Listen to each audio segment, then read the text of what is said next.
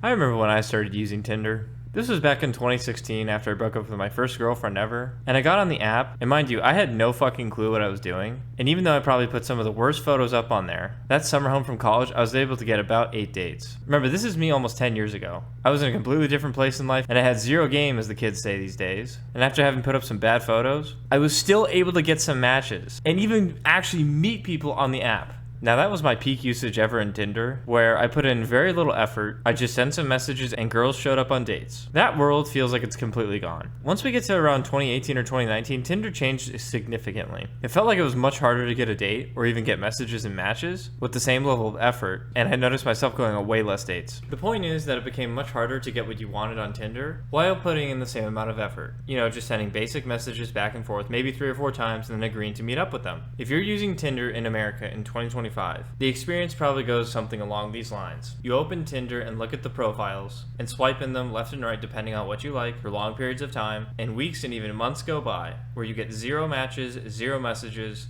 and maybe you do get that one match. It just takes 4, 5, or 6 months. So with that being the new standard, at least here in America, it makes you wonder, what the hell are people even doing using Tinder for? It's become such a joke and so far away from its original goal, and also the original user experience. Obviously, I know when I'm beat, and I'm not going to sit there for 5 hours at a time swiping, hoping that in 23 days maybe I'll actually get a match. The juice just isn't worth the squeeze. Back in 2016, in that online world of dating, it was still reasonably fresh, and both sexes wanted to meet up. However, today, with the oversaturation of men on Tinder, and women literally being able to swipe around any guy and basically have them match them back on any app they choose, it could not be more clear that the juice just isn't worth the squeeze when it comes to online dating, and it's just a complete and total waste of time. Okay, you didn't need a video to know that Tinder's a waste of time in 2025. It probably has been the last few years. But what is complete and total horseshit is the app reviews on the Google fucking Play Store. When we look at Tinder on the Google Play Store, and we look over here, it says 3.8 stars, which isn't that bad. It's actually pretty good, right? However, as we start to scroll down more and more, and we look at this average 3.8 star rating, which are apparently verified, we see that, oh, the first review is a 2 star. Oh, and the second one's a 1 star, 1 star. Okay, maybe this isn't so straightforward. Let's look at all the reviews. 2 star, 1 star, 1 star, 1 star, 3 star, 1 star, 1 star, 2 star, 1 star. 1 star, 1 star, 1 star, 1 star, 1 star, 1 star, 3 star, 2 star, 1 star, 2 star, 1 star. 1 1 1 1 1 2 1 1 1 1 1 2. You can just scroll for years and years and years, and it's just gonna be 2 1 2 1 2 1 2 1 2 1 2 1. I didn't set this to look at all the 1-star reviews. I haven't seen a 4-star review or higher yet. I mean, it's complete fucking garbage. This is the definition of a just total slop app at this point. We found it, a 4-star review!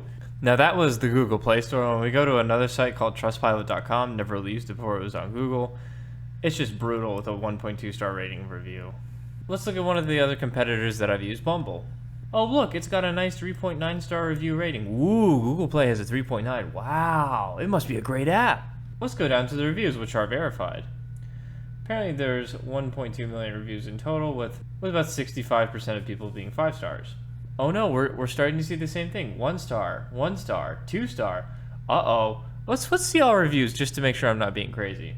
1 1 2 1 1 1 2 1 2 1 1 2 1 1 1 2 1 1 4. Ooh, a 4 star.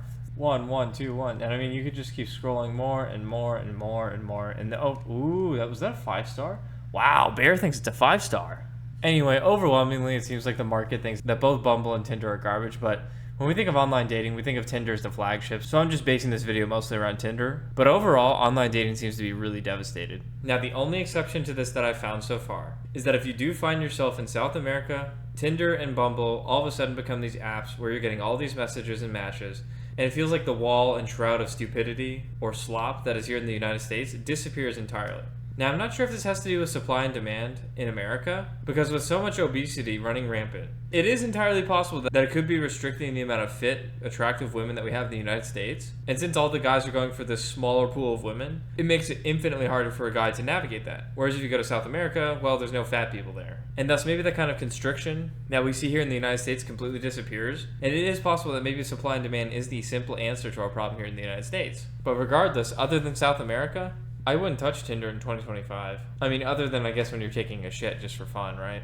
My point with this whole video is that all these big mainstream apps, Tinder, Bumble, apps like Reddit, on Google Play get all these really good reviews. Ooh, 3.8 stars, 3.9, 4.0 stars, right, for the Reddit app. And when you use the Reddit app, it's a complete pile of dog shit. The whole point of this is just to talk into the ether of the internet and say that we really do live in a world that is just generating so much garbage slop, putting it in your bowl, and you just have to sit there like, you want me to eat this fucking garbage? Tinder was really fun to use 10 years ago. And during COVID, it had that brief little period of time where you could get matches and actually meet with people again. But today is unabashedly the true definition of slop. They hope to make a huge profit from it, and they prey on dudes at the expense of your sanity because you're supposed to just sit there and use Tinder in the current state it is, getting 0 matches, and you're supposed to somehow find incentive to pay these apps for the privilege of just maybe getting a few extra messages. Oh, please, Tinder, please, I'll do anything for a message from a girl. I'm so desperate.